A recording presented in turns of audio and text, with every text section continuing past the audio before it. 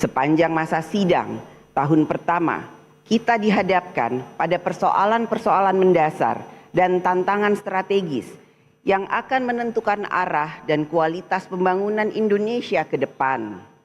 Permasalahan dan tantangan yang harus kita selesaikan bukanlah pekerjaan administratif, melainkan pekerjaan rumah yang menyangkut hal-hal paling mendasar dalam kehidupan bernegara, keadilan sosial, kesejahteraan rakyat, pemerataan pembangunan, dan penguatan kedaulatan nasional.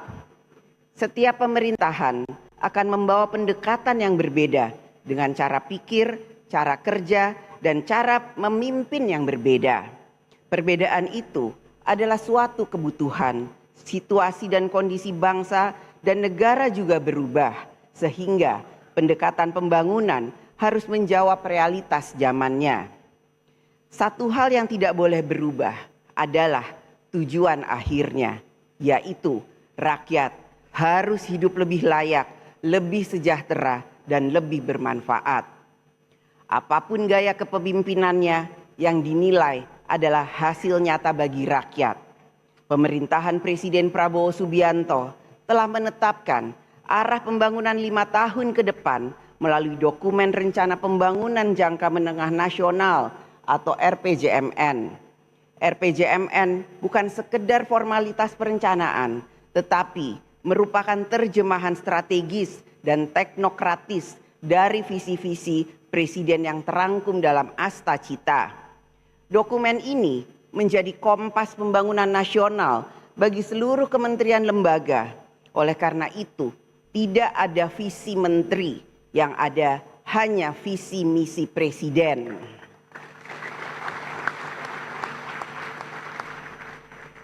Pembangunan bukanlah proses yang instan. Tidak semua hasil pembangunan dapat dirasakan seketika.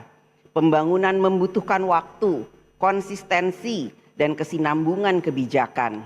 Kebijakan yang hanya berorientasi pada kepentingan sesaat, sebesar apapun tampaknya hari ini baik, akan tetapi dapat berisiko menjadi beban negara di masa depan.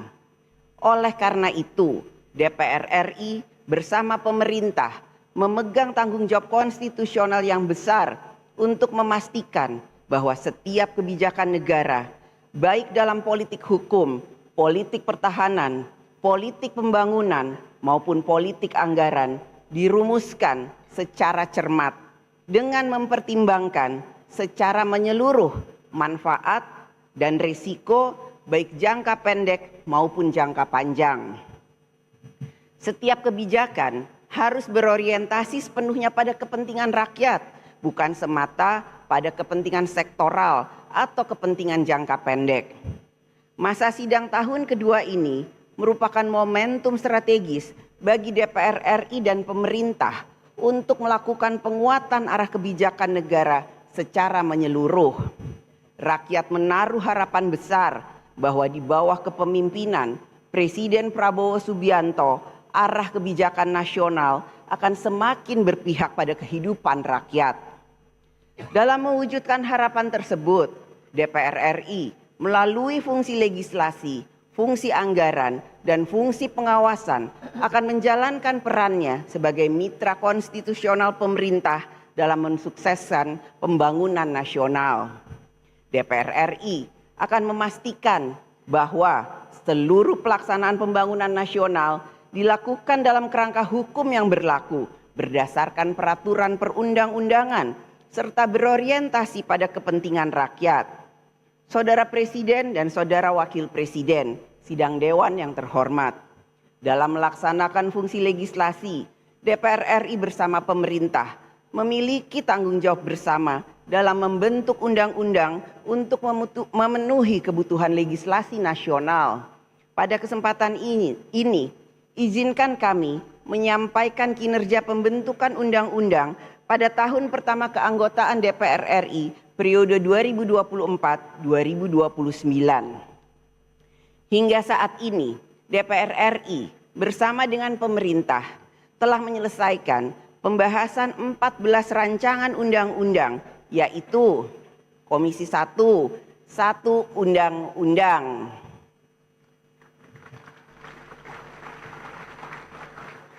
Komisi 2, 10 undang-undang.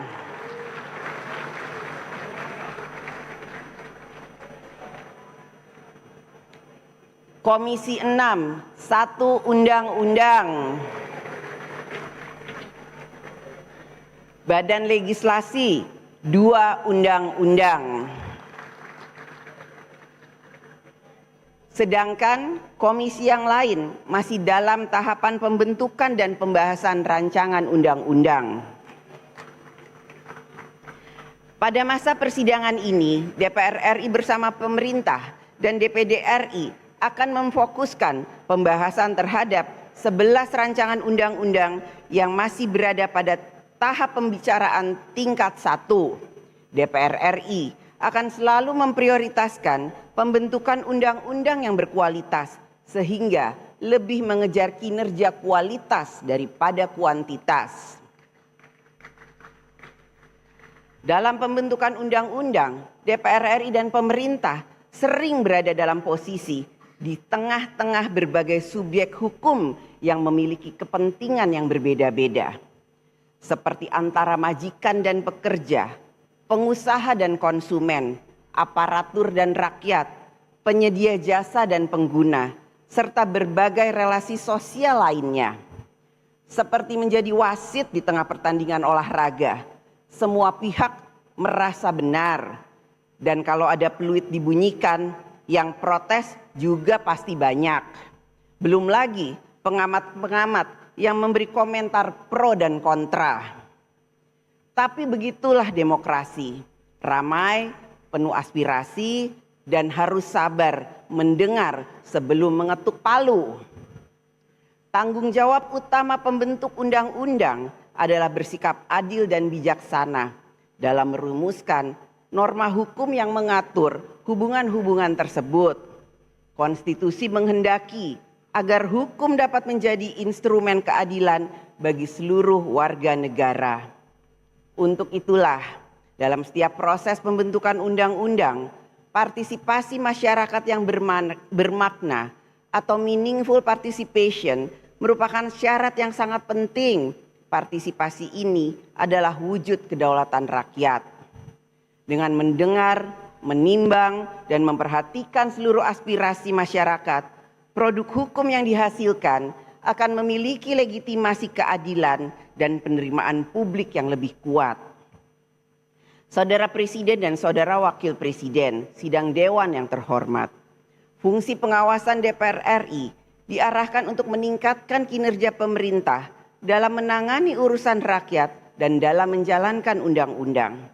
DPR RI memberikan perhatian yang besar terkait permasalahan yang menjadi perhatian rakyat, yaitu antara lain: 1. Penanganan dan penyelesaian masalah pemblokiran rekening dorman oleh PPATK. 2. Rencana penertiban kawasan dan tanah terlantar oleh negara. 3. Pelaksanaan program sekolah rakyat. 4. Evaluasi pelaksanaan program makan bergizi gratis. 5. Tata kelola pemberian tunjangan jabatan fungsional tertentu di kementerian lembaga dan di daerah. 6. Rencana perubahan pola penyaluran bantuan sosial dari seumur hidup menjadi 5 tahun. 7. Perlindungan data pribadi warga negara Indonesia sebagai bagian kesepakatan tarif dagang. 8. Pelaksanaan putusan MK tentang pendidikan gratis SD dan SMP. 9. Sinergi pemerintah pusat dan pemerintah daerah dalam pelaksanaan program strategis nasional. 10. Pelaksanaan royalti hak cipta lagu. Dan tentu saja masih banyak persoalan rakyat yang disampaikan langsung kepada DPR RI, baik melalui aspirasi daerah pemilihan, pengaduan publik, maupun forum-forum resmi yang disediakan oleh DPR. Harapan rakyat jelas agar setiap masalah yang mereka hadapi mendapat perhatian dan dapat segera terselesaikan melalui kebijakan negara yang responsif.